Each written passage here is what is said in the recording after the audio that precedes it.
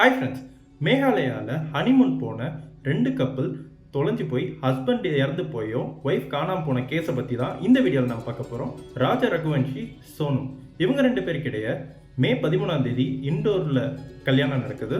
கல்யாணம் ரொம்ப சந்தோஷமாக நடக்குது. தன்னோட புது வாழ்க்கையை எதிர்பார்த்து ராஜா ரகுவன்ஷி ரொம்ப வெயிட் பண்ணிட்டு இருக்காரு.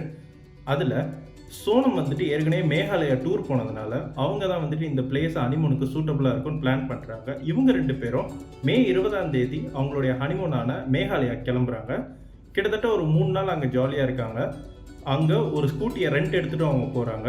மே 23ஆம் தேதி அவங்க ட்ரிப்பெல்லாம் முடிச்சுட்டு கிளம்புறாங்க. கிளம்பலான்னு வரும்போது அவங்க 2 பேர் ஃபோனும் ஸ்விட்ச் ஆஃப் ஆகுது. 2 பேருமே மிஸ்ஸிங் ஆகுறாங்க. மே 24ஆம் தேதி போலீஸ் அங்கேருந்து ஒரு ஸ்கூட்டியை கண்டுபிடிக்கிறாங்க ஆள் இல்லாமல். மே 25ஆம் தேதி இது அவங்க 2 பேர் ஓட்டின ஸ்கூட்டி தான் அப்படின்னு கன்ஃபார்ம் பண்ணுறாங்க. கிட்டத்தட்ட 8 நாள் கழித்து ஜூன் 2ஆம் தேதி ராஜா ரகுவன்ஷி பள்ளத்தாக்கில் இறந்து கிடக்கிறாரு. அவர் உடம்புல பல்வேறு வெட்டுக்காயங்களும் கத்தி குத்துகளும் இருக்குது. அவர் கழுத்தில் போட்டிருந்த கிட்டத்தட்ட 10 லட்சம் மதிப்பிலான நகைகள் கொள்ளடிக்கப்பட்டிருக்கு. அவங்க ஒய்ஃப் காணாமல் போனப்பட்டிருக்காங்க. இந்த கேஸில் 2 நாள் கழிச்சு ராஜா ரகுவன்ஷிக்கு இறுதி சடங்கெல்லாம் முடிச்சுட்டு அவங்கள அடக்கம் பண்ணிட்டாங்க.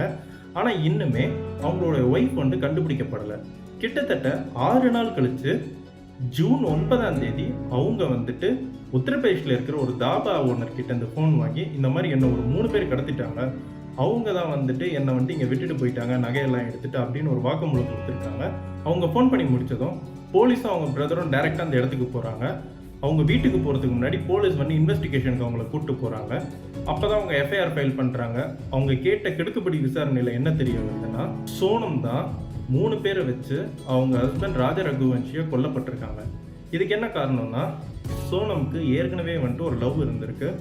அவங்க அப்பாவுடைய கம்பெனியில் வேலை செய்கிற ஒருத்தர் மேலே அவங்க லவ் ஆகியிருக்காங்க. அவங்கள விட அவர் 5 வயசு கம்மியான சின்ன பையன். ஆனாலும் அவங்க 2 பேருக்கு லவ் இருந்திருக்கு. அவங்க வீட்டில் யாரும் இதை ஒத்துக்கல. இதனாலேயே அவங்க அப்பா சோனம் ராஜா ரகுவன்ஷியை கல்யாணம் பண்ணுறாங்க. கல்யாணமும் ஜாலியாக தான் அவங்களுக்கு போகுது. ஆனாலுமே அந்த வாழ்க்கை அவங்களுக்கு பிடிக்காத அவங்க லவ்வரோட சேர்ந்து அவங்க ஹஸ்பண்டை காலி பண்ணி கிட்டத்தட்ட 10 லட்சம் மதிப்பிலான அவங்களோட நகையெல்லாம் கொள்ளடிச்சிருக்காங்க. இது தற்செயலாக நடந்ததுன்னு சொல்லவே முடியாது.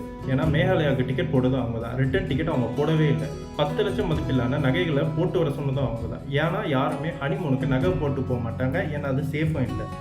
கிட்டத்தட்ட ஒருத்தரை நம்ப வச்சு கல்யாணம் பண்ண வச்சு அவரை ஹனிமூன் கூப்பிட்டு போயிட்டு அவரை கொண்டு அவர் நகைகளை எடுத்துக்கிட்டு இவங்க எஸ்கேப் ஆயிருக்காங்க. ஒரு வாழ்க்கை பிடிக்கலன்னா அதுலேருந்து அவங்க ஈஸியாக வெளியே வந்துடலாம். இல்லை ஸ்டார்டிங்லேயே போயிடலாம். இல்லை கல்யாணம் அன்னைக்கு கூட அவங்க போயிடலாம். அவங்களுக்கு அது கொஞ்சம் சேடாக இருக்குமே தவிர இந்த மாதிரி இருக்காது. ஒருத்தரை நம்ப வச்சு கொன்று இப்போ அவங்களும் ஜெயிலில் தான் இருக்காங்க. ஜூன் 9 அவங்க அரெஸ்ட் பண்ணப்பட்டிருக்காங்க. அன்னைக்கே ராஜா ரகுவன்ஷியோட அப்பா இது சிபிஐ கேஸ் ஹேண்டில் பண்ணோம் அப்படின்னு இன்வெஸ்டிகேஷன்ல சொல்லியிருக்கு. இதை பத்தி நீங்க என்ன நினைக்கிறீங்கன்றத கமெண்ட் செக்ஷன்ல கமெண்ட் பண்ணுங்க. இந்த வீடியோ உங்களுக்கு பிடிச்சிருந்தா லைக் பண்ணுங்க, ஷேர் பண்ணுங்க, சப்ஸ்கிரைப் பண்ணி ஃபாலோ பண்ணி சப்போர்ட் பண்ணுங்க. தேங்க்யூ.